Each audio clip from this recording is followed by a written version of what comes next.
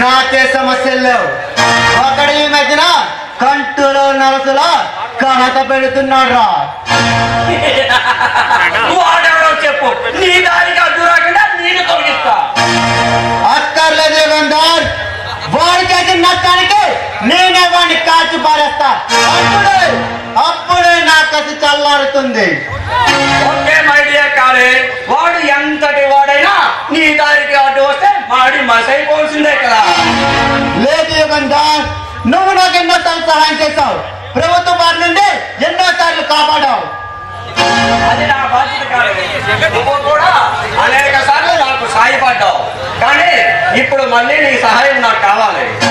ఏంటి, రాజకీయాలను శాసించే నీకు నా సహాయం కావాలా?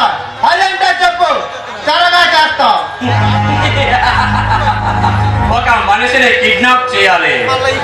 ఎవరా దురదృష్టవంతుడు? సినీ హీరో కుమార రాజా అంట. అంటే వాడెంతో పెద్ద భిక్షాడై ఉండాలి.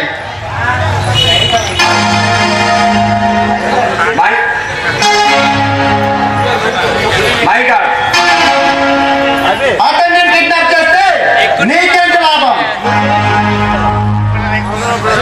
అరక్షణంలో అల్లకల్లోలను సృష్టించే అడవి దొంగ ఎంత మారిపోతామని నేను కలలో కూడా ఊహించలేదు.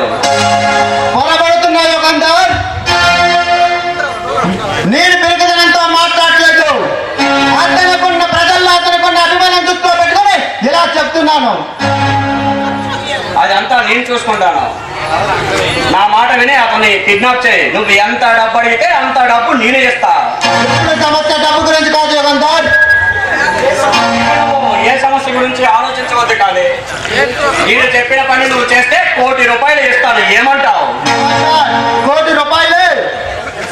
ఎస్ మిస్టర్ కాలే, ఆ కుమార్ రాజాని కిడ్నాప్ చేసి నాకు అప్పగించినట్లయితే నేను నీకు ఇచ్చే ప్రతిఫలం ₹1 కోటి.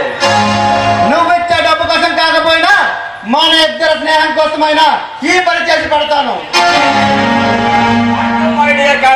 నేను అడిగితే నువ్వు ఏది కాదన్నావన్న విషయం నాకు బాగా తెలుసు. చాలా కాలం తర్వాత మా స్థావరానికి విచ్చేసావు. మా విందు చిందు ఆనందించు.